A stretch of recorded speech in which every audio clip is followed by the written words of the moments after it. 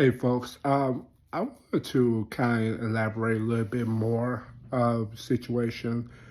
I want to talk about takedowns. I've never been an officer, but I worked in a juvenile corrections facility um, about 8 years, um, working different centers, a lot of mental health, a lot at-risk youth place detention centers, um, basically, which is just a holding prison because they got kicked out of school or their mom can't handle them or they run away or they doing drugs or they gang violence. Um, when it comes to takedowns, a lot of them is you have ways to take them down that's supposed to be safe for for the person you're taking down and for yourself, but most times it's not.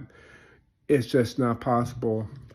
If somebody's 300 pounds and you're 160 pounds and it's two of you, and you have that person that has nothing to lose, that's angry and strong and powerful, it's not gonna go picture book.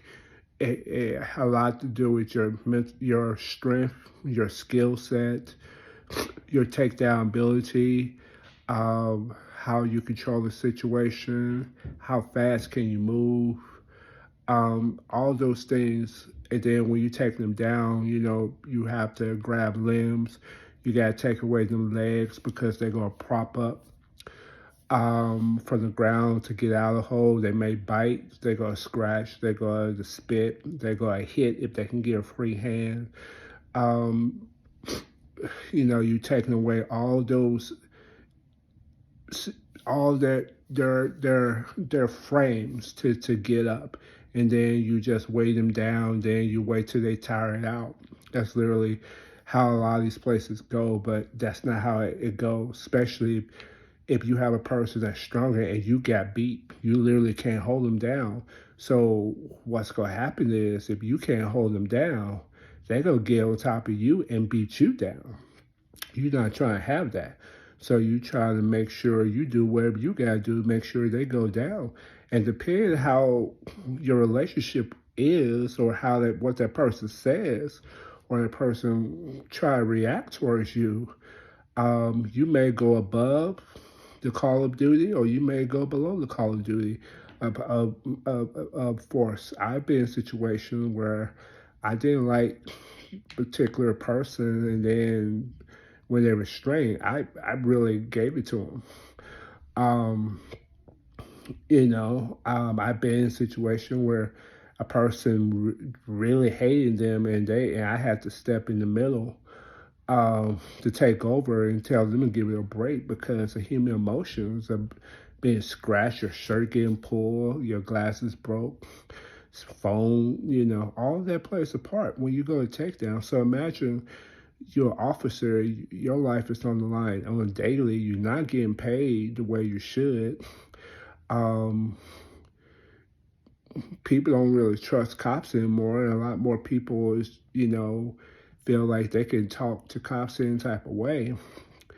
Um, all those play a factor, and then race plays a factor. I don't care what you say, race plays a factor. If you have a bias towards somebody, and you may not say it, but you may think a certain race is they always criminal, and you take it that way. I wish that wasn't the case, but I'll be lying to you that race don't play a factor, because race has played a factor when I took down people.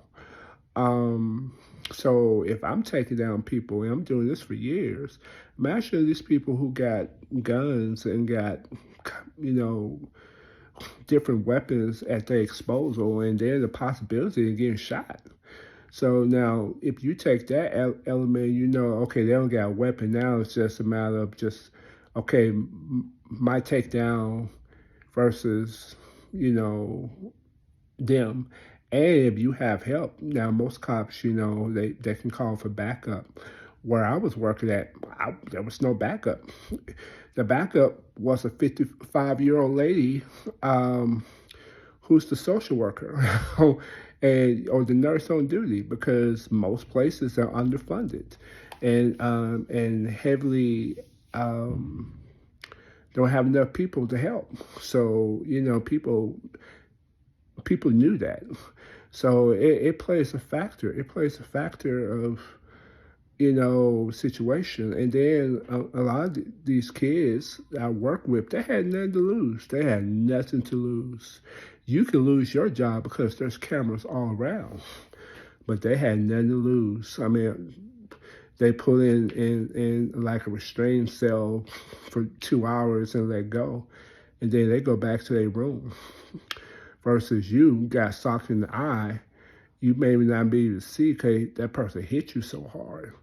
So that's why I determined, like, I can't. It's time for me to get out because I'm like, my martial art background was becoming a little bit more, and I said I can't do this.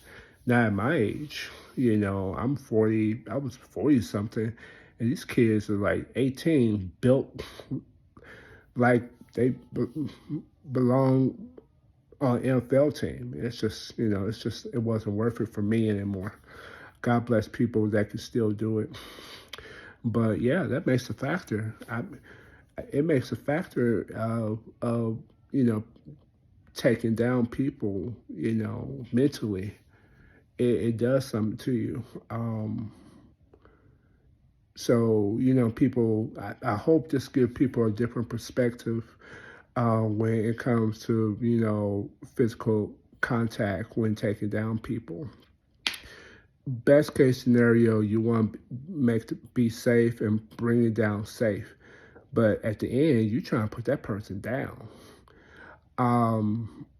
I've been blessed that, I haven't got major injuries just outside just being tired. But that's why I think jiu-jitsu is so powerful because I saw these officers just hitting this person because they lost control. They had no control, or they were mad, or they just lost control. It's because whatever technique they were doing wasn't strong enough, so they felt like they had to do whatever they had to do, which is to soften, make them tired and hurt. But if you do, some type of self-defense and restraint or takedowns, you will have control, and then you'll be able to control based upon leverage and not of excessive force. So yeah, this is legit. Once again, them cops deserve to go to jail for what they done. I'm not saying that person didn't deserve where he deserved, the criminal. He broke a crime, bring him to justice. But you doing excessive force, that's not cool. That's never cool. I don't care. It's black on black, white on black. It's just not cool. So, have a good one.